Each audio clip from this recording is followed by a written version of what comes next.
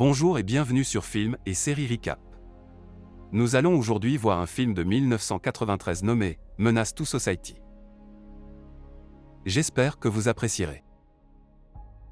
Le film commence sur une épicerie la nuit. Deux jeunes Afro-Américains entrent. On rencontre notre protagoniste, Kane, et son meilleur ami, O-Dog, deux adolescents vivant dans les quartiers pauvres de Los Angeles. Nous sommes en été 1993, un an après les émeutes raciales. Depuis leur arrivée, les propriétaires de l'épicerie les suivent, les profilant comme de potentiels voleurs. Ils sont venus acheter des bières et la tension monte dans le magasin. Le propriétaire les obligeant même à payer et partir.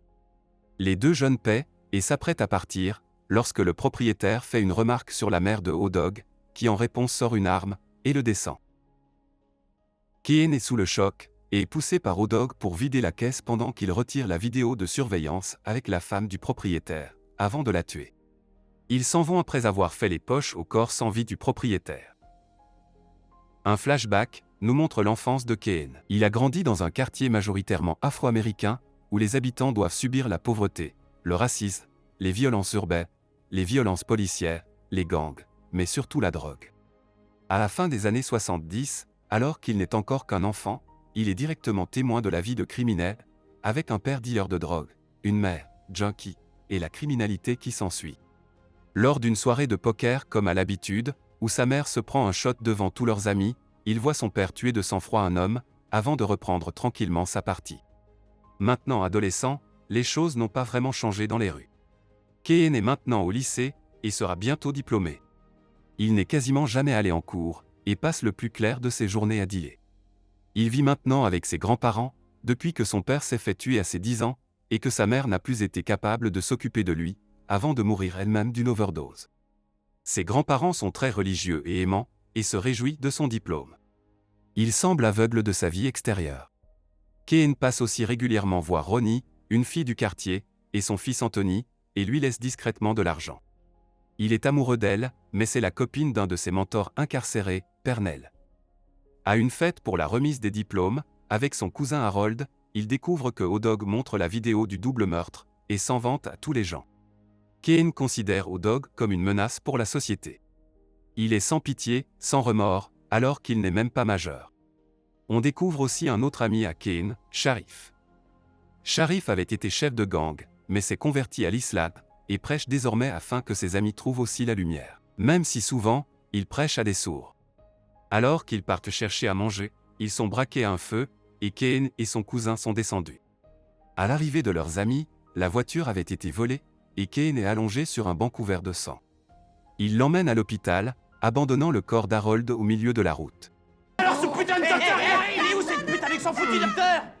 Kane se remet du coup de feu avec une blessure à l'épaule, et à son retour chez lui, son grand-père l'avertit lui et O-Dog, sur les dangers de la voie qu'ils suivent, mais les deux jeunes hommes sont nihilistes au vu des conditions où ils vivent. Kane, est-ce que ça t'est égal de vivre ou de mourir? J'en sais rien. O-Dog est venu chercher Kane, car il a retrouvé les gens qui leur sont tombés dessus. Le soir même, ils leur font un guet-apens près d'un restaurant de burgers, et Kane tue pour la première fois. Il s'est vengé, mais se sent toujours vide. Le lendemain, Kane se rend chez Ronnie comme à son habitude. En jouant avec Anthony à un jeu vidéo, celui-ci se sépare de son pistolet pour plus de confort. Le petit Anthony le voit, et demande à jouer avec. Kane accepte de lui montrer, mais c'est alors que Ronnie entre, et les engueule. Elle ne souhaite pas cette vie pour son fils, et lui rend son argent. Kane se défend, mais elle lui conseille de ne pas suivre les traces de Pernell, qu'il admire tant.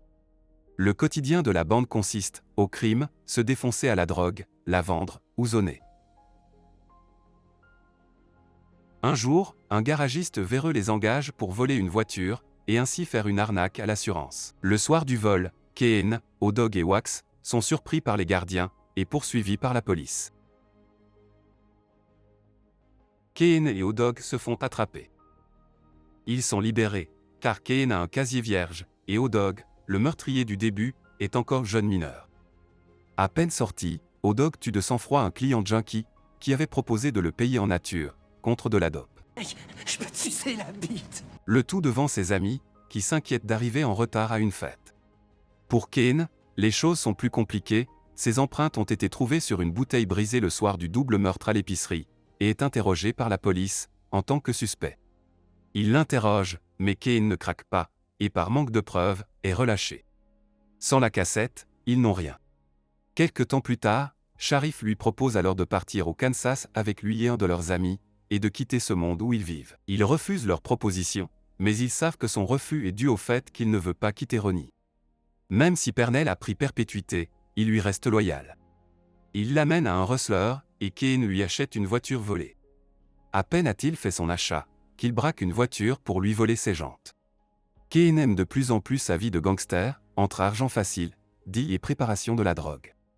Notant que couper la drogue est la seule chose que son père lui a apprise. À un barbecue, il rencontre une fille, Ilena, Larise, et obtient un rendez-vous avec elle. On y rencontre le père de Sharif, Monsieur Butler. Plus tard, Monsieur Butler réitère l'invitation de Sharif pour le départ pour le Kansas. Sharif était un dangereux criminel qui s'est rangé, et il souhaite que lui et Kane, qu'il considère comme un fils, quittent le ghetto, car la vie y est plus proche de la survie. Kane le respecte, et promet d'y réfléchir. On apprend aussi qu'il a revu Ilena, et les deux ont laissé parler leurs hormones. Un soir, Kane et Sharif sont arrêtés et agressés par des policiers racistes. Ils sont passés à tabac violemment dans la voiture, puis abandonnés dans un quartier latino, dans l'espoir qu'ils se fassent tuer. Des gens du quartier les voient, mais contrairement à leur plan, les habitants les emmènent à l'hôpital. À l'hôpital, Ronnie lui annonce qu'elle a trouvé un travail dans une autre ville, et veut que Kane aille avec lui, et pour la première fois, l'embrasse. De toutes les propositions, celle-là le fait vraiment réfléchir. Une semaine plus tard, à la fête de départ de Ronnie, elle lui redemande, et il accepte. Ce soir-là, les deux font l'amour pour la première fois. Alors que la soirée continue, un mec bourré abuse et embête Ronnie. Kane intervient, et le tabasse avec la crosse d'un pistolet. La soirée ne se termine pas pour Kane. Il reçoit un coup de fil, c'est Ilena. Elle lui annonce qu'elle est enceinte. Il se défend s'être protégé, mais la jeune fille en larmes lui apprend qu'elle était vierge avant de le connaître. Il la rejette, et raccroche. Le lendemain de la soirée, l'homme que Kane a tabassé envoie une copie de la vidéo de surveillance de l'épicerie à la police, pour se venger. Suivant leur décision de partir, Ronnie et Kane viennent voir Pernell en prison. À leur arrivée, ils souhaitent parler à Kane, d'homme à homme. Kane n'ose pas le regarder dans les yeux, et a les larmes en voyant celui qui a été plus un père pour lui que quiconque. Pernell lui donne sa bénédiction pour le départ. Il n'est pas dupe, et ne souhaite que le bonheur de la femme qu'il aime, et de son fils. Il lui donne un seul conseil, élever Anthony mieux, que lui l'a élevé. Au retour au quartier, le cousin d'Ilena vient le voir. La situation dégénère, et Kane le tabasse devant la maison de ses grands-parents. Il lui demande de prendre ses affaires, et de partir. Ils savent ce qu'il est vraiment, et s'excusent de ne pas avoir pu mieux l'élever. Les choses vont de mal en pis après ça. Lui et O-Dog sont maintenant recherchés pour meurtre par la police. Ils vivent les derniers jours avant le départ caché, avec O-Dog qui préfère rester vivre dans le quartier. Le jour du départ est arrivé. À l'autre bout de la ville, le cousin d'Ilena a regroupé ses amis, et se prépare à des représailles envers Kane. Le dernier jour de Kane se passe avec le sourire, il dit aussi au revoir à Sharif et ses amis, mais alors qu'il range la voiture, et se prépare à commencer sa nouvelle vie, avec le petit Anthony jouant devant, la voiture, avec le cousin d'Ilena, arrive au coin de la rue. Ils ouvrent le feu avec plusieurs armes automatiques. À la fin des coups de feu, Sharif est mort, et Kane est à terre, ayant protégé le petit Anthony, avec son corps. Dans son dernier souffle, il se souvient de la question de son grand-père, sur s'il tenait à vivre, sa réponse avant de mourir est « Oui, j'y tiens. Mais maintenant, il est trop tard. » Fin.